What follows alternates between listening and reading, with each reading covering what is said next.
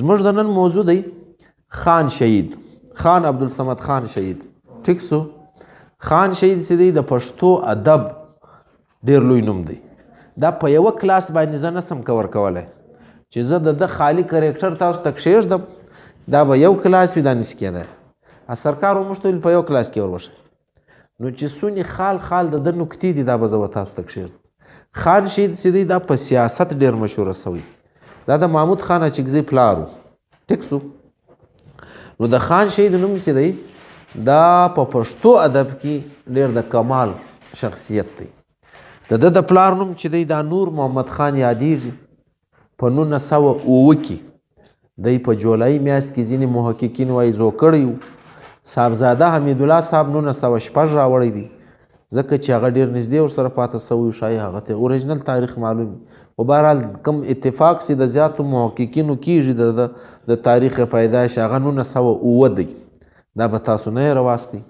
نو روټین دا دی چې په دا 1908-19 چې دی د 2-3 کلو کېږي په خپل پلار سبق شروع کوي، په خپل علاقه کې سبق شروع کوي، مروجه کتابونه وایي او سکول هم شروع کوي. تر 10مه پورې دی سبق وایي او د اسلامیات یا د اسلام لخوا چې د فقه کم کتابونه دي رایج په مدرسه او مسجد کې چې ویل کېږي دا هم ټول وایي. په دې کې فارسي او عربي زده کوي.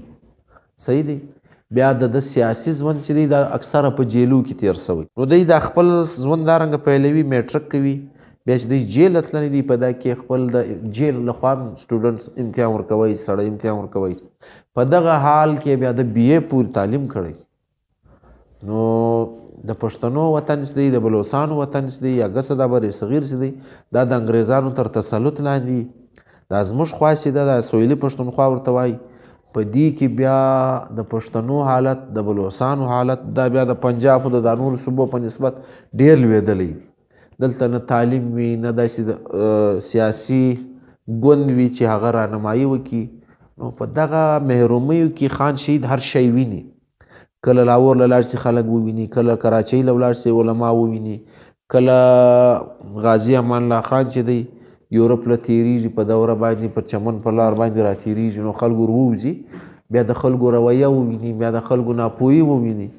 دا دی دلته جوړوي چې یاره دا زموږ خلک څه له دی پاته دي، دا څه له داسې دي، دا خلک څه له یورپ ته روان دي، دا ذهن جوړېږي.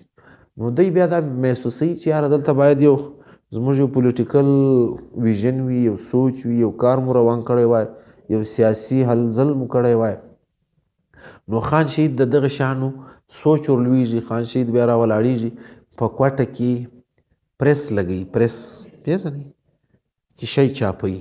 اول وار په کوټه کې یو شی نسته. نو دی بیا په دا کې استقلال اخبار شروع کوي. استقلال اخبار نیم په پښتو چاپېږي، نیم په اردو چاپېږي. یعنی د خلکو سر ورخلاصوي چې په وطن کې دا حال روان دی، په وطن کې دا حال روان دی، دا به کار دی. دا د دغه تحریک شروع کوي د اخبار. نو ګټه یې څه سوې ده، په پښتو ژبه اخبار شروع کړی دی. که څه هم د مقاصد سیاسي دي خو په علمي حواله دا د پښتنو د سوچ دپاره بدلون پیدا کوي. خلک چې دي د ملګرتیا کوي. نو خان شهید چې دی په کام باندې حمیدزی اسکزی دی. ټیک سو. په اسکزیانو کې پښه ده، حمیدزی دی له هغه کامه دی. د ده حیثیت چې دی په ادب کې لوړ دی، په سیاست کې لوړ دی. په کوټه کې اول پریس د جوړ کړی دی. صحیح دی. کله چې پریس جوړ کړي نو استقلال اخبار شروع کړي. استقلال اخبار چې وي هغه په پښتو هم وي، په اردو هم وي. نو د پښتو چې په د احسانات یې هغه له دغه ځای شروع کېږي چې د پښتو ته د دې سیمې د سویلي پښتونخوا په محرومه طبقه کې کار شروع کړی دی. صمد اللغات د ده ډکشنري ده د پښتو، نادره لغات دا د پښتو دپاره خدمات دا یې راوړي دي. دا چې پښتانه څنګه توري وایي د بیا خپل یو لیک دود دی. یعنی موږ چې سنم نه خبرې کوو، صمد خان اچکزی وایي باید ویې لیکو هم هغسې. موږ محمد نه وایو، موږ محمد توری محمد یایو. نو د ده د لیک دود فلسفه دا ده چې ما په الف باندې مد به لیکې، محمد. دا د دخ لیک دود باندې دی په پښتو ادب کې. ما به تاسو ته ویلي چې په پښتو ادب کې 3-4 سړیان چې دي دا د لیک دود بانیان دي. یو قاضي سیف الله د محمود غزنوي په زمانه کې 1000 کاله مخکې، یو پیر روشان 1500 کاله مخکې، یو خوشحال بابا 400 کاله مخکې، یو دغه خان شهید. په پښتو ادب کې دغه 4 کسان چې دي دغه خپل ځان ته جلا املا درلودلې ده او په هغه باندې ډېر مشهوره سوي دي. دا هم د پښتو د خدمت په سله کې راځي. د یو مترجم په توګه موږ د ډېر ښه پیژنو. پښتو ادب ته د فارسي کتابونه، د انګریزي کتاب، د اردو کتاب، د عربي کتاب راړولي دي. اوس یې واورئ، د ګلستان که چیرې تاسو سبق ویلی په مدرسه کې، د شیخ سعدي کتاب د ګلستان نومیږي. دا په مدرسه کې عام ویل کېږي، دا په فارسي ژبه باندې دی. دا خان شهید پښتو ته اړولی دی، ګډ دې ټرانسلیټ کړی دی. د ابوالکلام آزاد مشهور عالم د انډیا، تفسیر دی د قرآن پاک ترجمان القرآن، د اردو څخه پښتو ته اړولی دی. دغه خان شهید دا ډېر عجیبه کارونه د کړي دي. او د امام غزالی مشهوره کتاب چې دی کیمیاء سعادت، دا پر تصوف باندې لیکل شوی دی. دا ډېر ګران علم دی. نو په تصوف باندې دا مطالعه ده کړې ده، بیا یې دا پښتو ته اړولی. دا احسان هم په پښتو ژبه شته. خپله سوانح عمري هم لیکلې ده. پرون چې موږ غږېدو پر سوانح عمري باندې، خان شهید خپله سوانح په خپله لیکلې ده. په انګریزي کې دې ته اټو بایوګرافي وایي. یو خو بایوګرافي ده، یو اټو بایوګرافي ده. یو ته ببل باندې لیکه، یو په خپل ځان لیکه.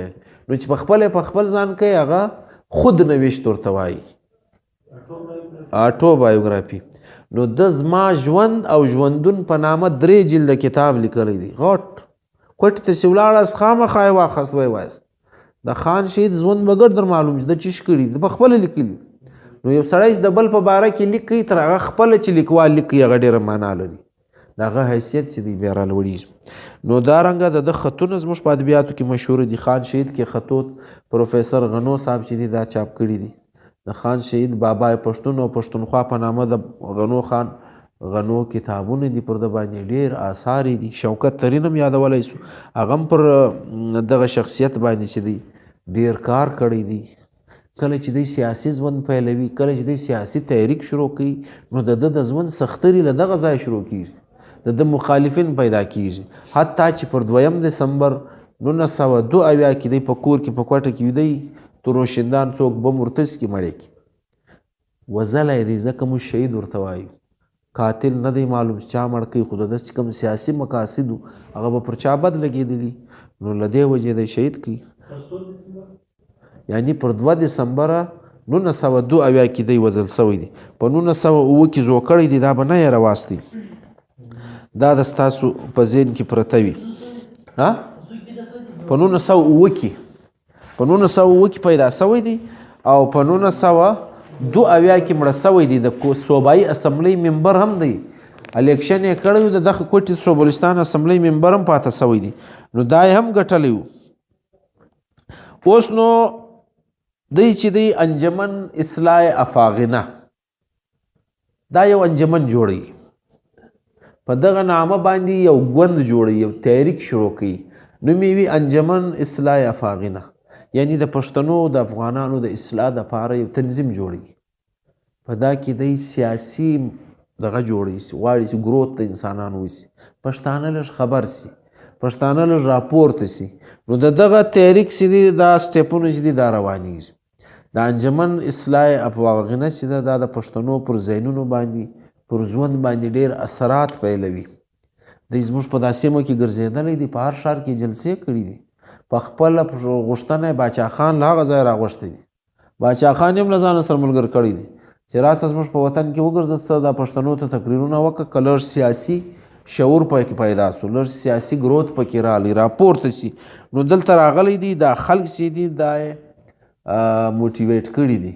په بوري کې تر دغه حاله پورې زموږ سپېژنو موږ ته ګپې کړي دي چې ما یو سړی ګایولی و او په دې باندې ډاکټر رحیمداد جلالزي صاحب سږ کال وفات سو.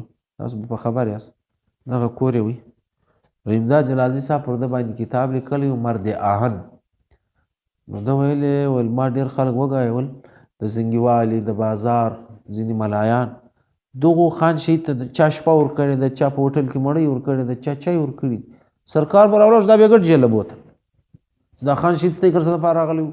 تا چا یې څه دپاره پکړي دي هوټل والا هم بوته چا څه به شپه ورکړې وه یعنې په دغه حالاتو کې دا خلک سیاست کوي دا ډېر لوی خلک دي په دغه حال کې به جیله تلل هغه خلک به هم جیله تلل چې چا به سپورټ کړي چا به د جلسې ناره کړې چا به تقریر کړي په خپله د ده په باره کې زموږ لیکوالانو لیکلي دي چې دی په سټوډنټ لایف کې ډېر زیرک انسان و پخوا به د سکولانو دا رواج و چې د میاشتې په آخري ورځ یا په آخري جمعه او جمعه به چټۍ وه د جمعرات په آخري جمعرات یعنې د اکتوبر چې اوس ختمیږي آخري جمعرات څه وخت راځي په دغه باندې په سکول کې به پر سټیج باندې ډرامې کېدلې زموږ د پښتو ډرامه خو هم له سټیجه شروع سوی نو دا رواج و د سکولانو نو خان شهید چې دی د ده په باره کې ویل کېږي چې د دغه ډرامو سټیج به ده کاوی په سټوډنټ لایف کې او د ده چې کوم پرنسپل و هغه به تقریرونه ورلیکل ده به لیکل نو ده ته کله ویل سوي دي چې پر جرګه باندې مضمون ولیکه رایه وړه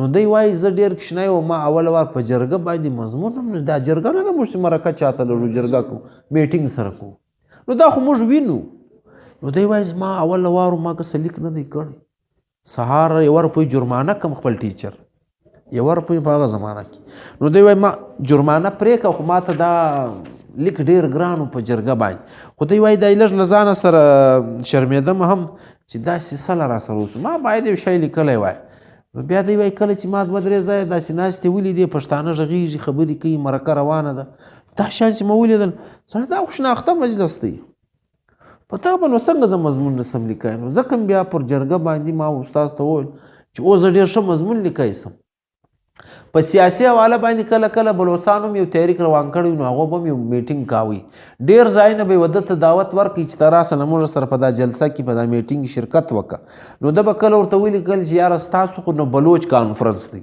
دا خو د بلوچ په نامه دی زه نه درځم دا خو زما یوه فایده نه پکېږي زما د قوم دپاره څه دي وینې کله کله به ورغی داسې تحریکونه داسې کانفرنسونه به و چې دی به هم پکښې وو نو دا به ده بیا صدارت وکړي بیا به خپل تقریر پکې وکړي نو ده به دا ویل چې یاره دا د بلوڅانو د پښتنو ګډه مسله ده ګسې د دې سیمې د خلکو ګډه مسله ده دا باید موږ راپورته کړو دا باید موږ ښکاره کړو نو د خان شهید دغه تحریک چې دی دا ډېر شهرت درلولی دی بیا په بلوڅانو کې په سیاسي حواله باندې چې د کم ګروت راوستلی دی په دې سیمه کې هغه یې د قلم له لارې راوستلی دی یوار قلمي شعور خور کړی دی په قلم باندې خبرو خلکو ته رسولي هره ورځ دویمه ورځ به د اخبار بند هره ورځ به د پریس تاله وي سرکار به بند کړی وجه هغه خبرې به لیکي چې په سرکار بدي لګېدلې هغه پیغام به پکښې و چې ګړی راکښېناستی دلته باچې د انګرېز د انګرېز موږ په وطن کې څه غواړي دا زموږ خلک ولې په سر نه خلاصوي ولې نه ورسره دا شیان چې به چاپ شو انګرېز چې به وویل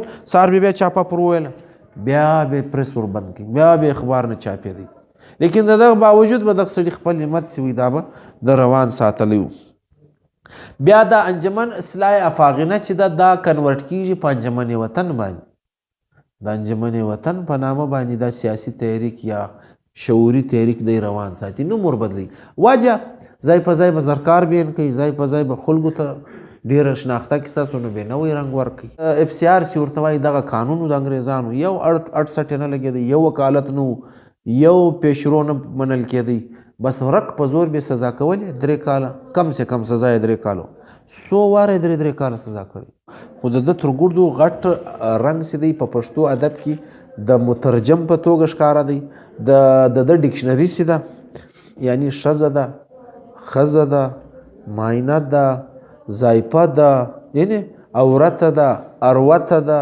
دا ګډ پښتانه وایي د یوه شي دپاره 15 نومان دا د دنیا په ډیرو کمو ژبو کې سوای العربي دا ډکشنز نسته نو دا خان شهید ودغه ته پام سوي رود دی مانده ده نیز دی نوز دی لوړه ده لهاړی دی لهړ دی دا ګډ دی وشي د استعمالو کې نه استعمالو نو په پښتو ادب کې خان شهید اول سړی دی چې ودغه ته پام سوي دي چې یاره دا ډکشن څونه دي نو دا راټول کړي دي د صمد لغات په نامه دا ټول سره یو ځای کړي دي د شخصیت چې دی په دغه ډکشنري باندې ډېر شهرت لري د شخصیت چې دی تر ټولو زیات شهرت چې دی زموږ په ادبیاتو کې هغه په پښتو لیکدود باندې لري نو د ده ادبي خدمات چې دي دا د نه هېرولو دي نور که وایاست که نه وایاست د ده زما ژوند او ژوندون په کوټه کې دستیاب کتاب دی وایخئ وایاست په دې کې دی تاسو ته ټول نه ښکاره کېږي د څنګه ژوند تېر کړی دی چیرې تر کړی دي له چا سره تر کړی دي په جیل کې څه کړي دي د باندې څه کړي دي له چا سره لیدلي دي نو زما ژوند او ژوندون که چیرې د خان شهید په اړه تاسو پوښتنه کوئ کولی شئ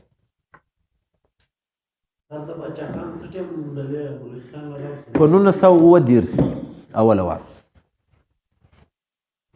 سر NP او پښتونخوا زموږ یادو دا دوی د خان عبدالصمد خان د میونسپل پارټي ولې مني خان دوی کیسه پاتې او سیاسي سوچ دی نو دواړه خپل سوچ اوله وار ما درته وویل د دوی اوله وار د دوی تحریک پر دا شروع کېږي د باچا خان هم دا شو ها د دوی د دواړو مشترک شی چې شو چې موږ له انګریز سره جنګ نسو کولی نه خو اصله لرو نه زور لرو نه ډېر سړي لرو دوی پراموزي دي نو زموږ تحریک به پر عدم تشدد ولاړ یعنی موږ به جنگ نه کوو لیکن تحریک به چلوو خبره به کوو جنگ به نه کوو دا د باچا خان تر نن ورځې د NP فلسفه د عدم تشدد NP والا د جنگ خبره نه کوي صحیح دي د خان شهید هم اول سر دغه تحریک دا حصه ده پاتې شو پښتونخوا او NP دا خو اوسني نومان دي سر تاسو ول مطلب د خان شهید چې ډېر د ولای ترالي د کوم پښتنو چې د خدمت کې بیس بیا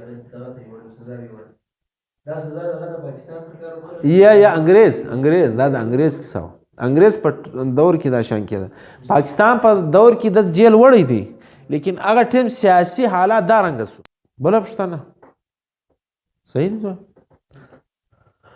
بس دی د چمن و په کوټه کې اوسېدلی په کوټه کې څلور زمانې بله پوښتنه خو به نه وي